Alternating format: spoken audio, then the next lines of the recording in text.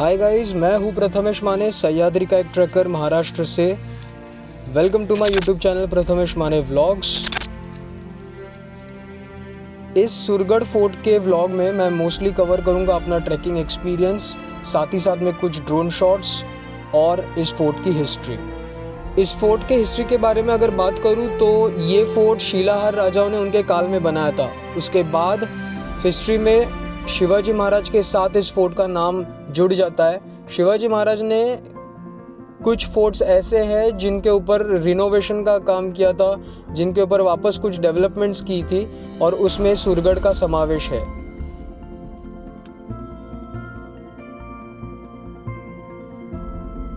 In short, Shivaji Maharaj ने इस fort के मेंटेनेंस के ऊपर ध्यान रखा था, क्योंकि ये फोर्ट अरेबियन सी के ऊपर नज़र रखने के लिए और कुछ घाट रास्तों पे नज़र रखने के लिए इम्पोर्टेंट माना जाता है। और भी बहुत सारे हिस्टोरिकल इंसिडेंट्स इस फोर्ट पे हुए हैं जो मैं आगे व्लॉग में आपको बताऊंगा। आज मैं आया हूँ एक ऐसे ट्रैक पे जो बहुत कम लोगों ने एक्सप्लोर किया हुआ फोर्ट है। ये जो फोर्ट है ये बसा है कोकण बेल्ट में, मुंबई के पास। इस फोर्ट का नाम है सुरगढ़।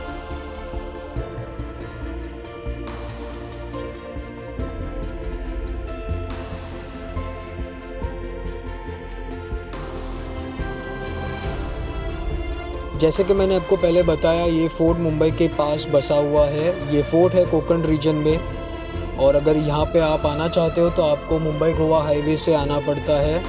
मुंबई गोवा हाईवे पे एक खाम करके विलेज लगता है। उस विलेज से लेफ़्ट लेने के बाद आप पहुँच जाते हो वैजनाथ। वैजनाथ एक गांव है जो बेस विलेज है सुरगढ़ फोर्ट का। इस गांव का डिस्टेंस जो है Mumbai say that is 132 kilometres और पूना से 145 किलोमीटर्स।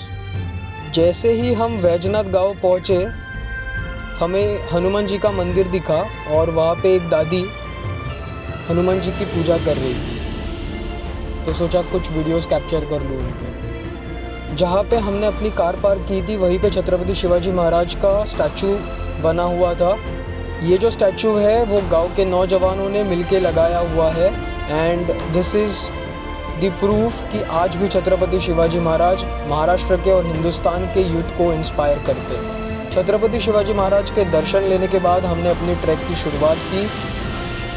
मंदिर के बाजू से ही कुछ घरों के आसपास से ही एक गली गुजरती है जो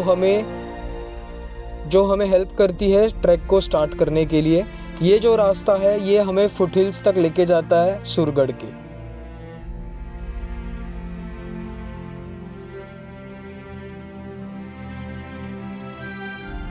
यहाँ पे सामने नज़र आ रहा है विजय, और साथ ही साथ में नज़र आने लगा था सुरगढ़ फोर्ट। ऑन द वे हमें कुछ स्ट्रीम्स लगते हैं जिन्हें पार करने के बाद हम पहुँच जाते हैं घने जंगल के बीचों बीच, और अब सुरगढ़ नज़र आना बंद हो जाता है।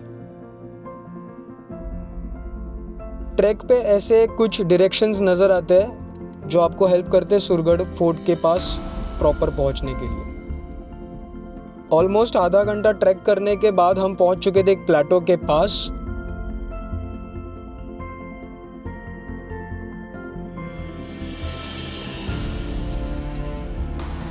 ये जो प्लेटो है इसके बाद स्टार्ट होता है सुरगढ़ फोर्ट।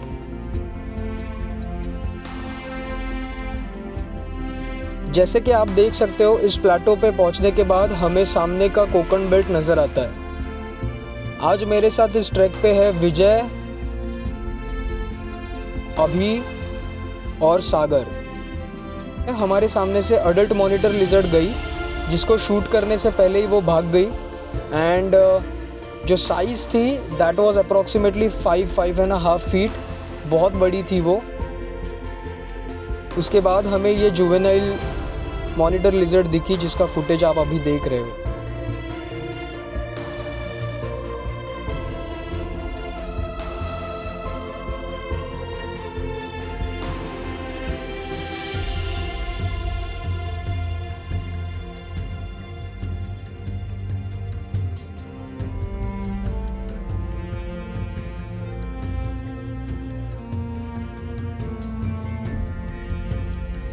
सुरगढ़ के बेस पे आपको 2 टेम्पल्स नज़र आते हैं, उसमें से एक है हनुमान जी का और दूसरा है अंसाई देवी का। हनुमान जी के टेम्पल्स आपको हमेशा ही फोर्ट के आसपास नज़र आएंगे, क्योंकि वो हमेशा ही मावलों को, छत्रपति शिवाजी महाराज के जो सोल्जर्स थे उन्हें इंस्पायर करते थे।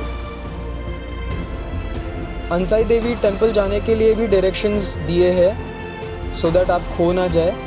अंसाई देवी का जो टेम्पल है ये एक देवी का टेम्पल है, और जिस तरीके से इसका अभी का कंडीशन है दैट इज़ वेरी बैड। जो भी दीवारें हैं वो टूट के गिर चुकी है, बिखर चुकी है। सिर्फ देवी की मूर्ति और दिया स्तंभ लगा हुआ है अभी भी।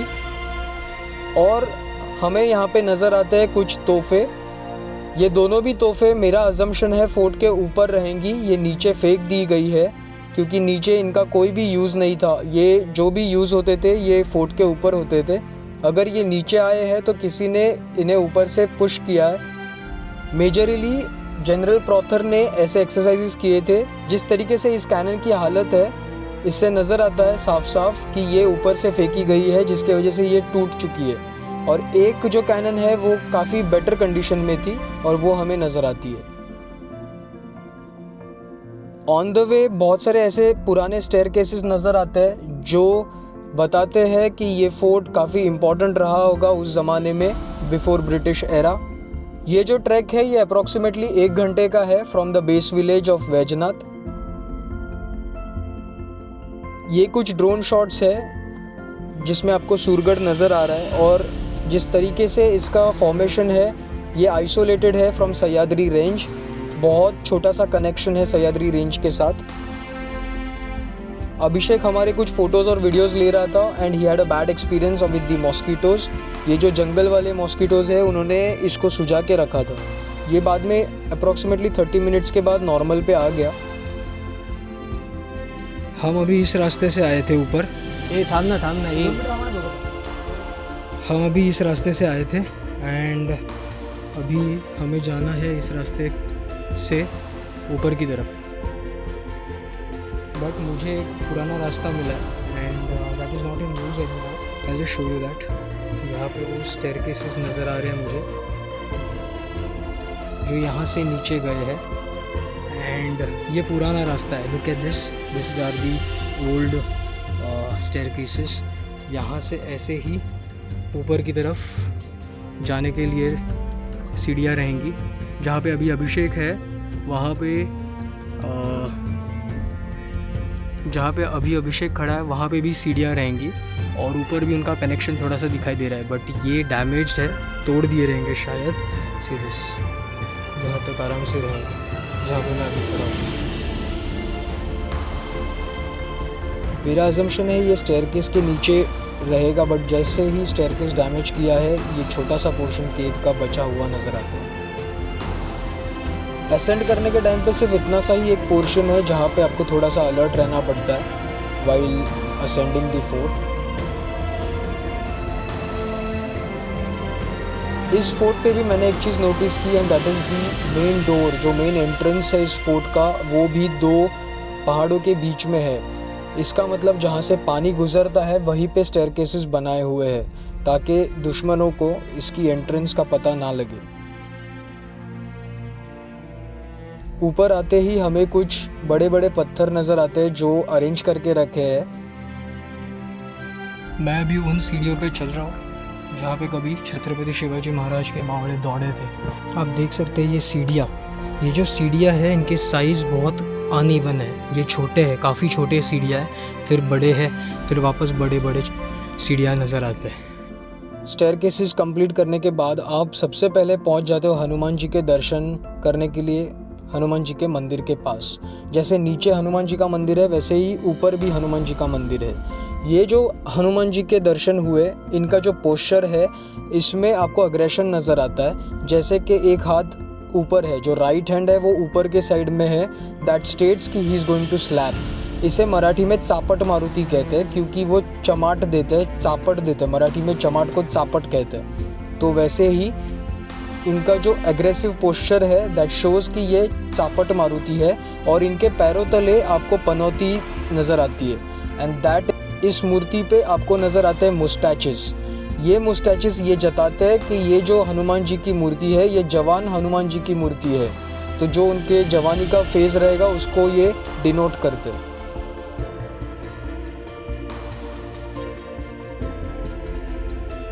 सूरगढ़ जो है वो स्ट्रेटेजिकली लोकेशन पे बसा हुआ है और इसीलिए इसे डेवलप किया था ताकि ये सामने जो नज़र आ रही है कुंडलिका रिवर, इसके ऊपर नज़र रख सके।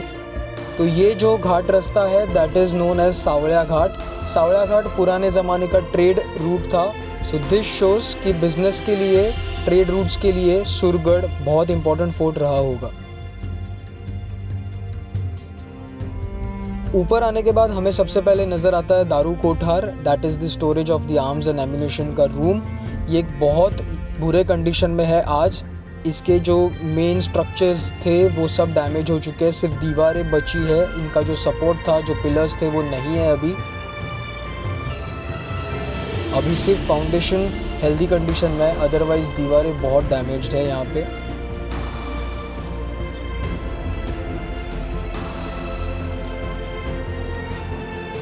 दारू कोठार के पास ही हमें भैरव और भैरवी का टेंपल नज़र आता है। ये दोनों भगवान के टेंपल काफ़ी पुराने और हेमाड़पंथी नज़र आते हैं। ये जो दारू कोठार है ये आगे से भी बहुत डैमेज्ड है और ये पीछे की साइड है जो आपको अभी नज़र आ रही है वो भी बहुत डैमेज नज़र आती है हमें। ये ड्रोन शॉट है जिसमें आपको हेमाड़पंथी टेंपल का नज़र आता है, जिसमें भैरव और भैरवी की मूर्तियाँ हैं और दारू कोठार भी नज़र आता है। सूरगढ़ पे एक और चीज़ ऐसी नज़र आती है जो दिखती सिंहासन की तरह है, but this is a misconception. ये सिंहासन नहीं है, ये दीप स्तंभ है जो एक सिंहासन की तरह अरेंज करके रखे हैं। पत्थर का सिंहासन कभी नहीं होता। और ये जो सामने नज़र आते हैं ये पिलर्स है, दीप स्तंभ है जहाँ पे दिए लगाए जाते थे। ये किसी टेम्पल के अवशेष है जो इकट्ठा करके रखे हुए हैं। दारू कोठार और भैरवी के टेंपल से आगे आने के बाद हमें कुछ वाटर टैंक्स नज़र आते हैं। इस फोर्ट पे बहुत सफिशिएंट और बहुत बड़े बड़े वाटर टैंक्स बना के रखे हुए हैं जो इस फोर्ट के काम आते रहेंगे। तो ये वाटर टैंक्स हमें ऑन द वे नज़र आए। ये अप्रॉक्सीमेटली 5 से 6 वाटर सिस्टर्न्स थे जो फुल ऑफ वाटर थे क्योंकि अभी अभी मानसून हो चुका था। अब हम आए हैं राज सदर की तरफ। राज सदर ऐसी जगह है जहाँ पे जो हेड है फोर्ट का, जो किलेदार है, अगर राजा महाराजा है वो अगर आते हैं यहाँ पे तो उनकी व्यवस्था यहाँ पे होती है। इन शॉर्ट सर्किट हाउस, आज के ज़माने में जो सर्किट हाउस होते हैं मिनिस्टर्स के लिए वैसे। उनसे आगे जाते ही हमें राज सदर नज़र आती है। ये जो राज सदर है ये किले का बहुत इम्पॉर्टेंट लोकेशन रहता है जहाँ पे यूजुअली किलेदार या कोई भी मिनिस्टर आता है तो यहीं पे रहता है, यहीं पे वो कामकाज करते हैं, इसीलिए इसे राज सदर कहा जाता है। इस प्लेस का अलग ही एक ओहदा होता है और अभी इस प्लेस के सिर्फ फाउंडेशंस बचे हुए हैं। यहाँ पे ना कोई दीवारें हैं ना कोई पिलर्स है, बट येस यहाँ पे पिलर के बेस नज़र आते हैं और कुछ कैनन्स भी रखे हुए हैं। ये एक ऐसी चीज़ है जो मेरे अजम्पशन के हिसाब से ऐसे लगता है ये तोफ बनाने के काम आती होगी। जिस तरीके से इसका जो डिज़ाइन है उससे आप पीछे से इसे उठा सकते हो और मॉल्टन जो आयरन है वो इसमें पोर करके आप प्रॉपर कास्टिंग मोल्ड में उसे फिल इन कर सकते हो। इसके लिए ये यूज़ होता होगा। इसे मराठी वर्ड तो मुझे नहीं मालूम, I don't know, but I think जो मैं बोल रहा हूँ वो अजम्पशन है एंड वो प्रॉपर अजम्पशन है। ये थी इन्फॉर्मेशन राज सदर के बारे में। अभी हम थोड़ा सा आगे जाएंगे जहाँ पे बैस्टन है सूरगढ़ का, जो केपेबल बनाता था सूरगढ़ को अपने डिफेंस के लिए। आप देख सकते हैं कितना बड़ा एरिया कवर किया है राज सदर ने। राज सदर से आगे चलते हुए हम जैसे ही निकले हमें कुछ और भी फाउंडेशंस नज़र आए। जो फाउंडेशंस है घरों के, ऐसे 3 से 4 फाउंडेशंस आपको नज़र आते हैं। आप जैसे इस फुटेज में देख रहे हैं यहाँ पे आपको फाउंडेशन नज़र आते हैं किसी हवेली के। ये जो फाउंडेशंस कंप्लीट करने के बाद हम पहुँच जाते हैं एक फोर्टिफिकेशन के पास। एक बैस्टन है यहाँ पे जो काफ़ी बड़ा है एंड बहुत डैमेज्ड है ये, बट जब ये इंटैक्ट रहेगा तब ये बहुत खूबसूरत बैस्टन रहेगा, इतना तो पक्का है जिस तरीके से इसके कार्विंग्स है। दूसरे साइड से यही बैस्टन बहुत डैमेज्ड है और गिर चुका है। इस बुरुज के पास ही हमें एक छोटा सा वाटर टैंक नज़र आता है और इसकी कंडीशन भी बहुत बुरी है, बट अगर वाटर टैंक है और कुछ सीढ़ियाँ है जो ऐसे जताती है कि यहाँ पे भी और एक एंट्री रहेगा इस फोर्ट के लिए। इस वाटर टैंक के पास हमें एक शिलालेख नज़र आता है जिसके ऊपर कुछ पंक्तियाँ नज़र आती है और ये जो पंक्तियाँ है ये 2 लैंग्वेजेस में लिखी हुई है, एक है देवनागरी और दूसरी अरबिक। इस फोर्ट के हिस्ट्री में 2 नाम नज़र आते हैं, एक है सूर्या जी, इन्हें क्रेडिट दिया जाता है इस फोर्ट को मेंटेन रखने का और बनाने का, एंड सेकंड नाम आता है तुकोजी हैबत जो इस फोर्ट के सूबेदार रहे हैं, इन शॉर्ट किलेदार रहे होंगे। छत्रपति राजाराम महाराज छत्रपति शिवाजी महाराज के दूसरे बेटे थे। उनके जो समय में सचिव रहे थे शंकराजी नारायण, उन्होंने ये फोर्ट सिद्दी से जीता था, जो मुरुड जंजीरा के सिद्दी थे उनसे जीत लिया था। उसके बाद ये वापस सिद्धियों के पास गया था, फिर वापस छत्रपति शिवाजी महाराज के जो पोते थे छत्रपति शाहू महाराज, उनके जो पेशवा थे पेशवा बाजीराव, उन्होंने 1733 में ये फोर्ट वापस सिद्धियों से जीत लिया। कुछ रिकॉर्ड्स ऐसे भी मिलते हैं जिसमें इस फोर्ट का यूज़ कैदियों को रखने के लिए किया जाता था। छत्रपति शिवाजी महाराज, छत्रपति राजाराम महाराज, छत्रपति शाहू महाराज के बाद ये जो फोर्ट था ये चले गया अंग्रेज़ों के पास। फरवरी 1818 में कर्नल प्रॉथर ने इस फोर्ट का अधिकार ले लिया, ये फोर्ट उन्होंने जीत लिया। एंड कर्नल प्रॉथर इसीलिए जाना जाता है क्योंकि उसने बहुत सारे फोर्ट्स पे कब्ज़ा करने के बाद उनके स्टेयरकेसेस डैमेज कर दिए, जिसके वजह से जो हमारे रेवोल्यूशनरीज थे वो इन फोर्ट्स को हाइड आउट ना बना सके। ये है वो सीढ़ियाँ जो आगे जाके नीचे से कर्व होके पैसेज में जा रहे हैं, जो क्रिवाइस है इस क्लिफ का। बहुत स्पेशियस ऐसे स्टेयरकेस है ऊपर आने के लिए। जो बैस्टन्स है 3 वो भी बहुत स्पेशियस फोर्टिफिकेशन से कनेक्टेड है।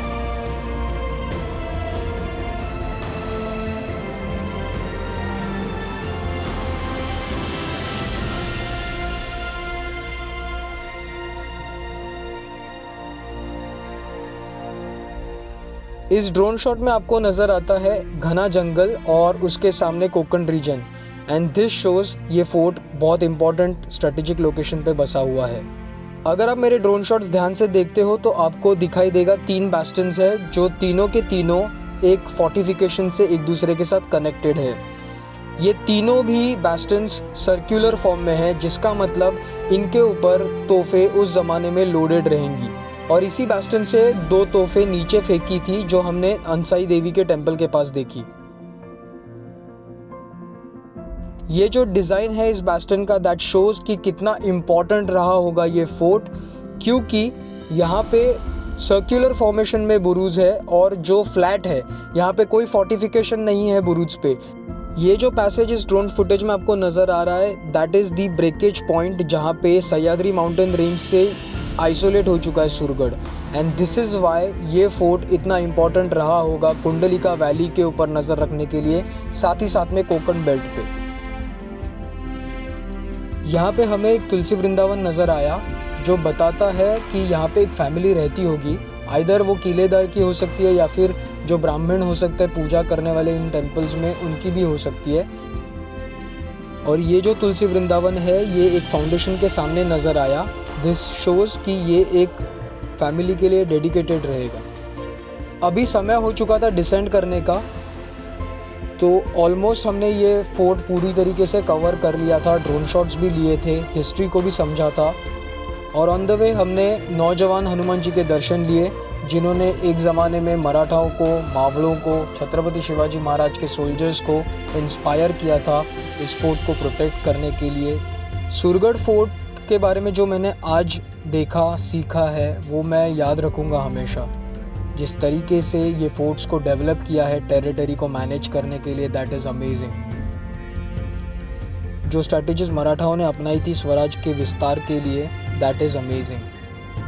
I am really inspired with this kind of efforts हमारे एंसेस्टर्स ने लिए थे टू प्रोटेक्ट इंडिया।